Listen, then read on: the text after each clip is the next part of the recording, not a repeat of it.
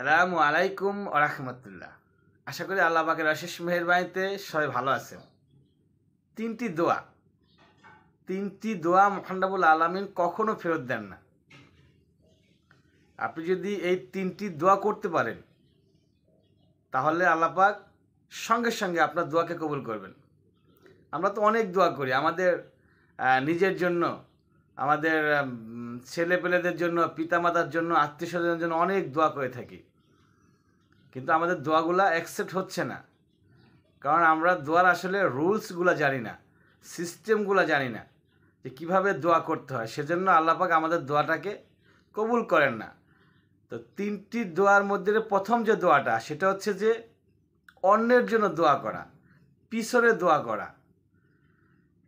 কোনো একজন ব্যক্তি তার পিছনে অন্যের ওই ব্যক্তির কী কী প্রয়োজন আছে, তার কোন জিনিসটার অভাব আছে, কোন জিনিসটার জন্য সে বিপদে আছেন, সেই জিনিসগুলোর জন্য আল্লাহর কাছে প্রার্থনা করা।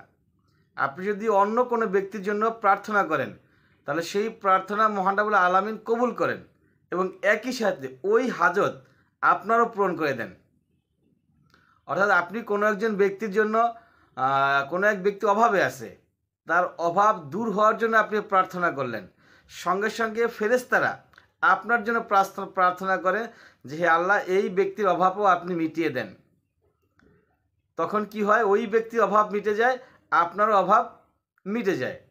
কোনো এক ব্যক্তির ব্যবসা ভালো যাচ্ছে না, কৃষিকাজ ভালো যাচ্ছে না, কেউ চাকরি পাচ্ছে না, কোনো ব্যক্তির চাকরিতে প্রমোশন হচ্ছে না, অসুখ বিসুখ লেগেই আছে, তো ওই ব্যক্তিদের জন্য আপনি দোয়া করেন, ওদের দোয়ার সঙ্গে সঙ্গে কবুল, আপনার দোয়া ওদের জন্য সঙ্গে সঙ্গে কবুল হয়ে যাবে এবং সেটার সাথে সাথে ফেরেশতারা আপনার জন্য দোয়া করবে এবং আপনারটাও কবুল হয়ে যাবে। না, আপনার নিজের জন্য চাইতে হবে না, আপনার নিজের জন্য আল্লাহ পাকের কাছে চাইতে হবে না, ও অন্যের জন্য চাইবেন, আল্লাহ পাক আপনাকেও দিয়ে দেবে ইনশাআল্লাহ। তো এটা আমরা জানি না, জানি না, শুধু আমার জন্য আমাকে দাও, আমাকে দাও, আমাকে দাও, এই ধরনের দোয়া করি, সেজন্য আল্লাহ পাক দোয়াগুলোকে কবুল করেন না।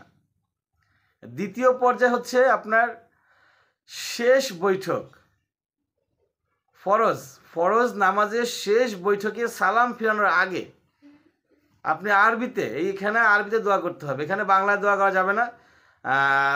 ফরজ নামাজের শেষ বৈঠকে সালাম ফিরানোর আগে আরবিতে আপনি দোয়া করেন, অবশ্যই দোয়া কবুল হয়ে যাবে। দোয়া করতে দেরি হবে, দোয়া কবুল হইতে দেরি হবে না।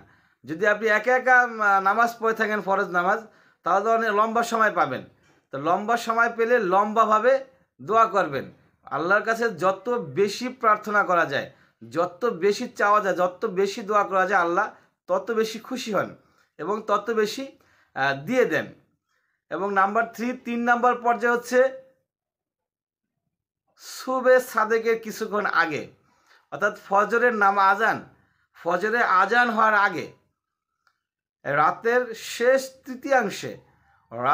শেষ তৃতীয়াংশে মহান রব্বুল আলামিন আসমানে নেমে আসেন, সপ্তম আসমানে, পৃথিবীর খুব নিকটে চলে আসেন, আইসা আমাদেরকে বলেন যে কার কি প্রয়োজন আছে আমাকে বলো, কে অসুস্থ আছে আমাকে বলো, আমি সুস্থতা দান করব, কি অভাবে আছে বলো, আমি অভাব মিটিয়ে দিব, কার কোন জিনিসটা প্রয়োজন, কার নেককার স্ত্রী লাগবে, কার নেককার সন্তান লাগবে, কার বিজনেস ভালো হওয়া লাগবে, কার লেখাপড়া ভালো হইতে হবে, চাকরি লাগবে, আমাকে বলো, আমি দিয়ে দিচ্ছি। কে বলেন? মহান রব্বুল আলামিন বলেন।